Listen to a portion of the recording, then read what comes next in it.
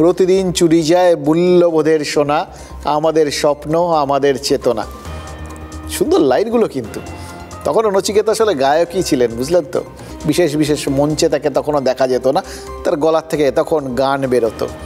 অনেক দিন পর সেই আওয়াজটা আবার শুনলাম, কোনো গানের কথা হিসেবে নয়, বরং এই চিৎকারটা শুনলাম মন্তেশ্বরে। পূর্ব বর্ধমানের মন্তেশ্বরের বিধায়ক সিদ্দিকুল্লাহ চৌধুরী, রাজ্যের গ্রন্থাগার মন্ত্রী, এবার গেছিলেন নিজের বিধানসভা এলাকায়। যেতেই পারেন, সেটা নিয়ে কিছু বলার নেই। মানে যেখান থেকে ভোটে জিতে বিধায়ক হয়েছেন, মন্ত্রী হয়েছেন, সেখানে তো যেতেই হবে, তাকে মানুষের সঙ্গে থাকতে হবে, সেইভাবেই হয়তো গেছিলেন। কিন্তু মুশকিল হচ্ছে তিনি গেলেন আর শুনলেন চোর চোর চিৎকার হচ্ছে।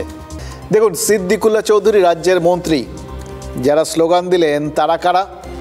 তাদের হাতে তো কোনো দলের পতাকা ছিল না, কোনো পোস্টার প্ল্যাকার্ড কিচ্ছু ছিল না। সুতরাং সেই অর্থে অফিসিয়ালি বোঝার কোনো উপায় নেই তারা কারা। এরা সামনে কিছু নেই গায়ে, বা অরাজনৈতিক একটা পতাকা গায়ে চাপানো থাকলেও অদৃশ্য পতাকা, তাদের মনে যে তৃণমূলের উত্তরীয় চাপানো, সেটা তারা নিজেরাই স্বীকার করে নিয়েছেন।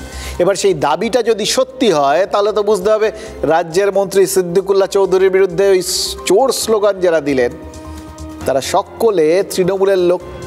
এটা কি সেম সাইড হয়ে গেল?